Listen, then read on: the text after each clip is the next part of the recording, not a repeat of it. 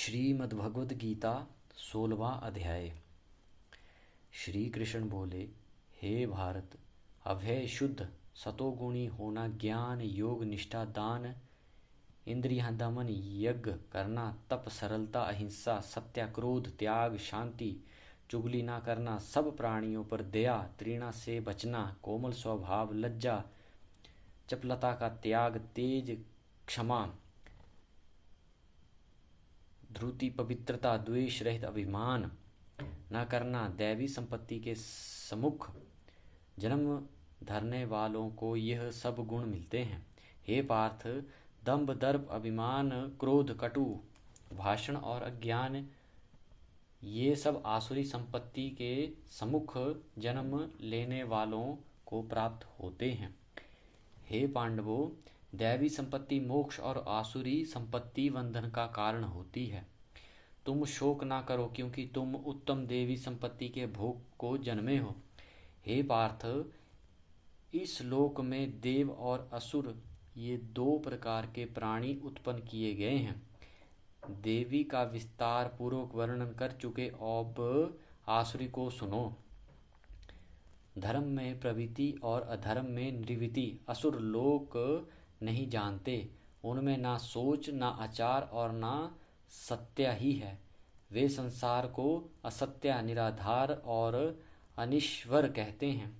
उनके मन में जगत की उत्पत्ति का कारण काम से प्रेरित स्त्री पुरुषों के संभोग के अतिरिक्त कुछ नहीं है।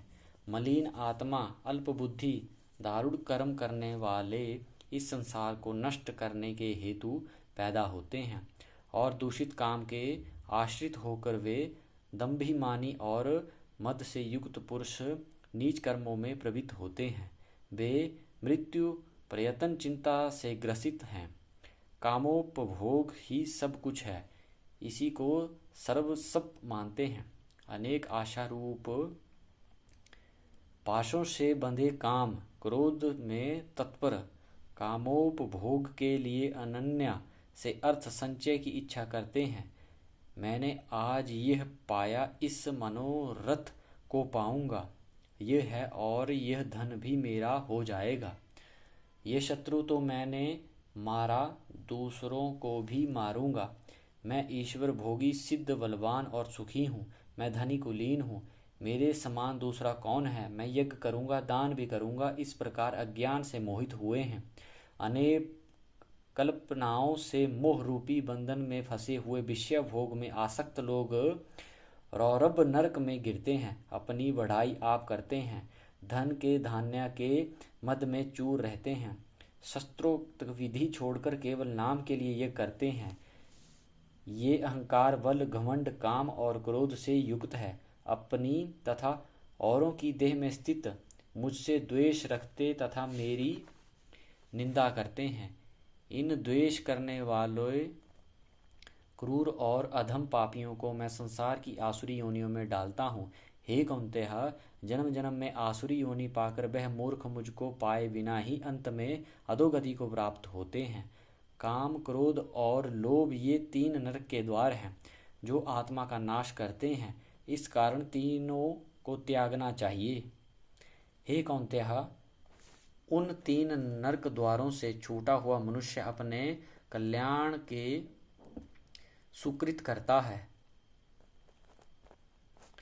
तब उत्तम गति को पाता है। जो शस्त्रोक्त विद्वानों को छोड़ स्वेच्छानुसार कर्म करता है, वह सिद्धि को नहीं पाता, सुख को नहीं पीता और परम गति को नहीं पाता। अतएव कार्य और अकार्य इनको जानने के लिए शास्त्र प्रमाण हैं। शस्त्रोक्त विद्वान जानकर उसी के अनुसार कर्म करना चाहिए। इति श्रीमद्भगवद गीता उपनिषत्सु ब्रह्म विद्या योग शास्त्र श्री कृष्ण अर्जुन संवादे षष्ठो अध्याय। 16वां अध्याय का महत्व श्री भगवान कृष्ण जी कहते हैं। श्री नारायण जी बोले, हे लक्ष्मी, सोरठ देश था, जिसके राजा का नाम खटकवाहु था। वह बड़ा धर्मात्मा था। उसके हाथियों में एक हाथी बड़ा मस्त था। जिसकी धूम मची रहे, महावतों को पास न आने देवे। जो महावत उस पर चढ़े उसी को मार डाले।